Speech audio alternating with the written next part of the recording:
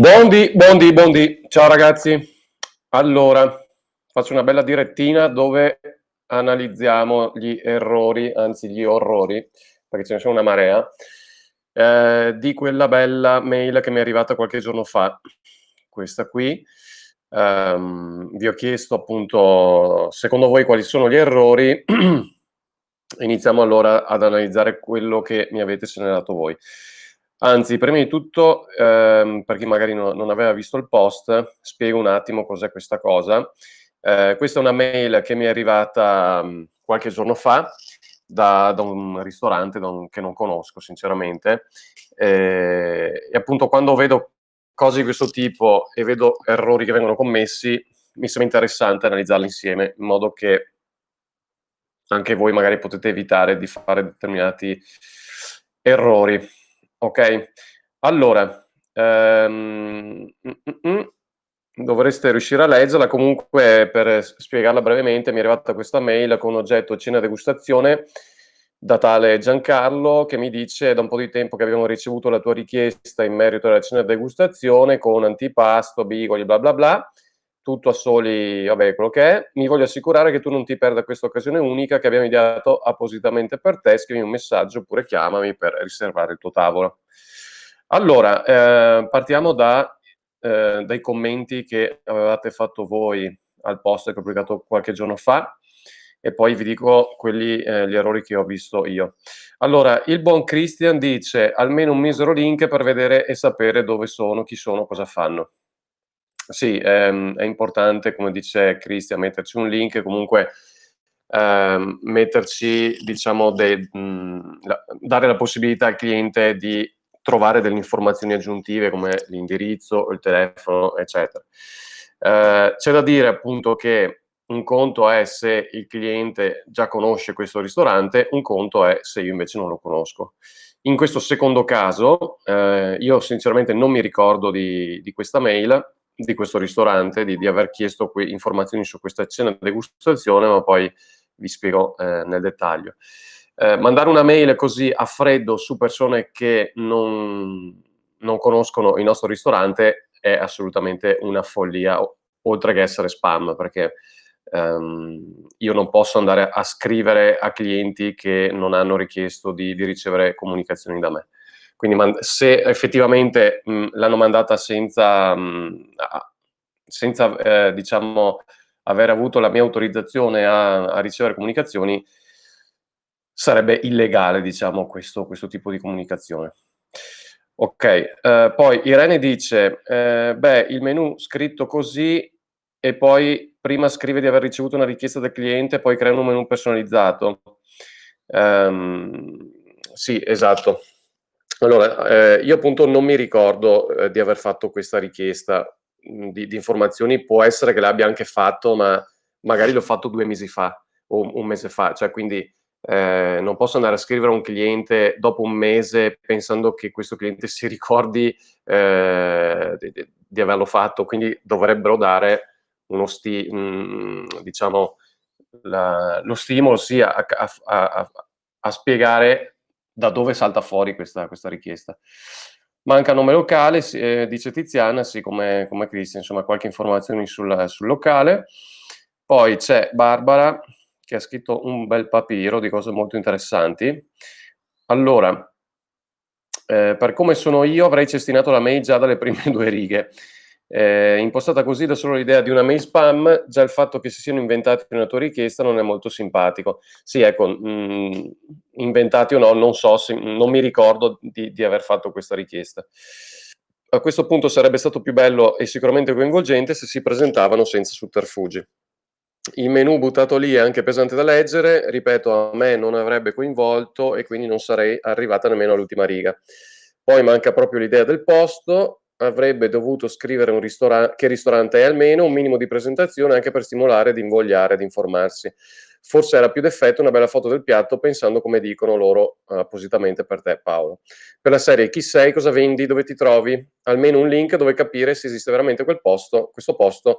Pardon, sono stato troppo prolissa. No, hai scritto, Barbara, un bel commento, ci hai azzeccato su tante cose, però appunto anche questo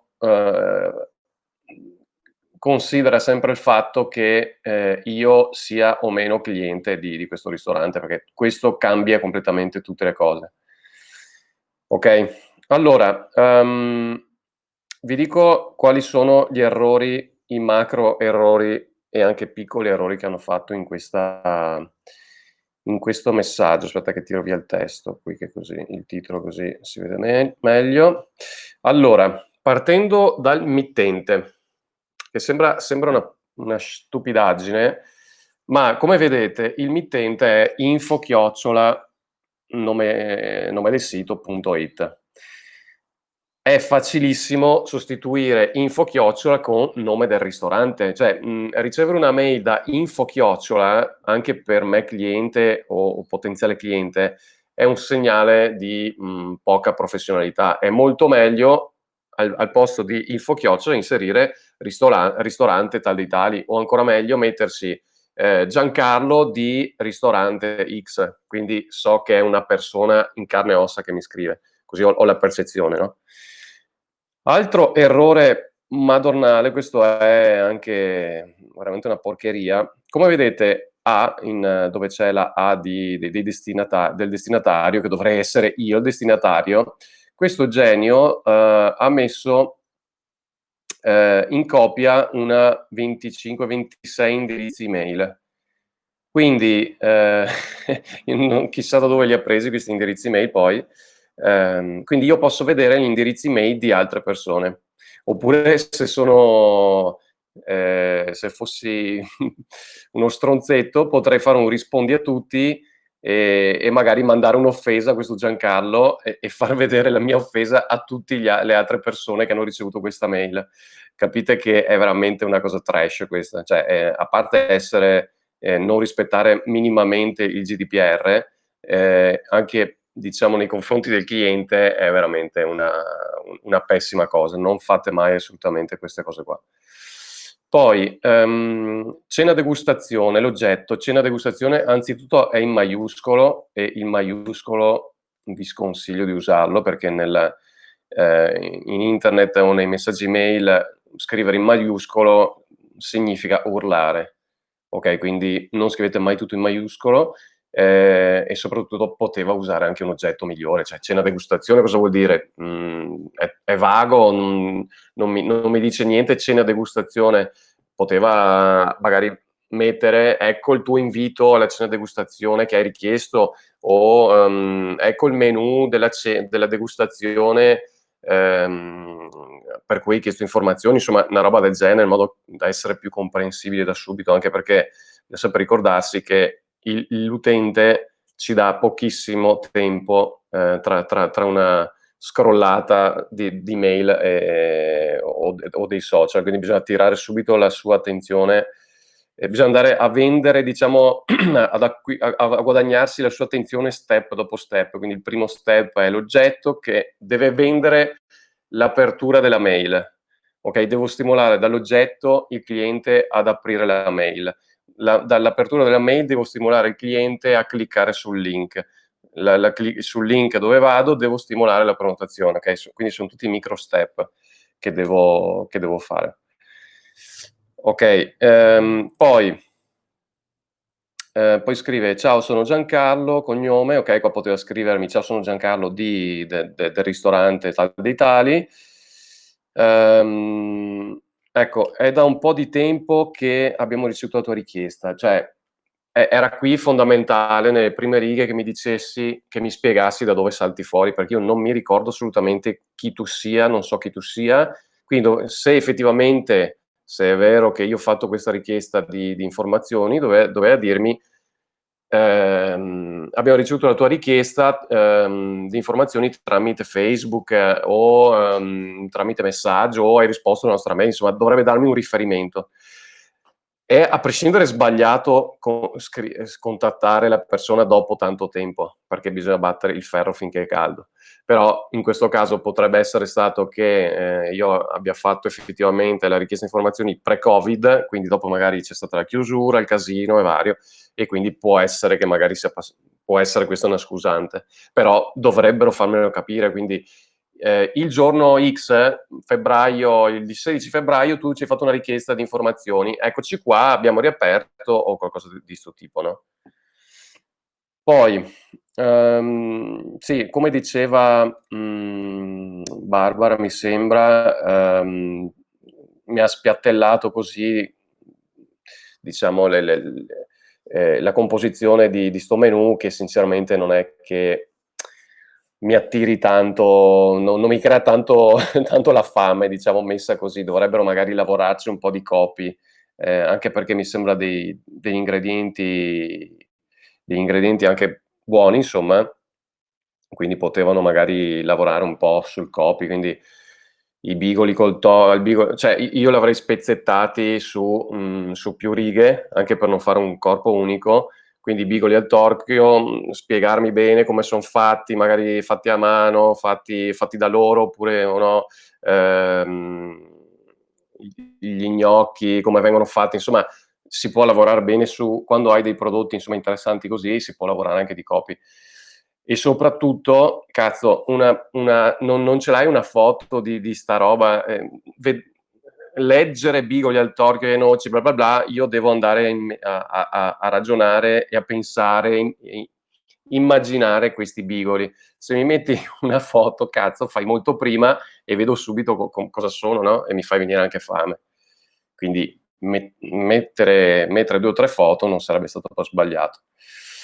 Poi dolci di nostra esclusiva produzione, offerto da noi, okay, bene, ci sta, tutto a soli 25 €, bevande incluse, okay, vabbè.